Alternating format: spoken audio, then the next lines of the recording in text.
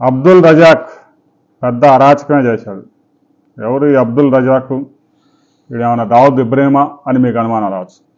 అంతకంటే ఘోరంగా చేశాడు. రాజస్థాన్ నుంచి ప్రతిరోజు 6,000 కేజీల కుక్క మాంసాన్ని బెంగళూరుకి దిగుమతి చేసుకొని దాన్ని వెనిగర్లో ముంచి తుబుక్కని ఊసి మటన్ షాపులకి సప్లై చేశాడంట. రోజుకి 6,000 కేజీలు. అంటే రాజస్థాన్లో 1,000 కుక్కల్ని చంపేవానితో వీడు కాంట్రాక్ట్ కుదుర్చుకున్నాడు అబ్దుల్ రజాక్ అనేవాడు.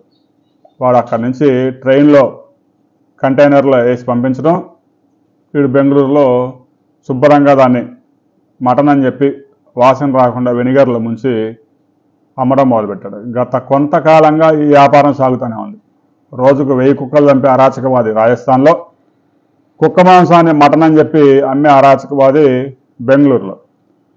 ఈ విధంగా కుక్కలని చిత్రహింసలు పెట్టి చంపడమే కాకుండా కుక్క మాంసాన్ని మటన్ అని చెప్పేసి బెంగళూరు వాసులందరికీ కుక్క మాంసాన్ని పరిచయం చేశాడు ఈ అబ్దుల్ రజాక్ అనేవాడు.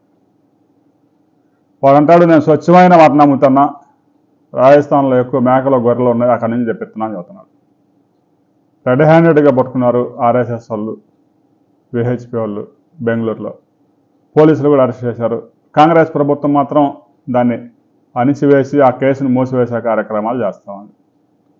ముస్లిం వ్యతిరేక కార్యక్రమాలు చేస్తే ఆ కాంగ్రెస్కి ఆ బెంగళూరులో పుట్టగతులు లేకుండా పోతాయని, ఆ కర్ణాటకలో కూడా అడ్రస్ లేకుండా పోయే ప్రమాదం ఉందని వాళ్ళని వెనకేసుకొస్తున్నారు. ఇలాగనే బెంగళూరు మొత్తం కుక్క మాంసం సప్లై చేస్తే బెంగళూరు ప్రజలు కూడా ఏదో ఒక రోజు తిరగబడే ప్రమాదం ఉంది. కుక్క మాంసాన్ని, అసలు కుక్కల్ని చంపడమే నేరం, ఆ కుక్క మాంసాన్ని మటన్ అని చెప్పేసి అమ్మడం మరింత పెద్ద నేరం.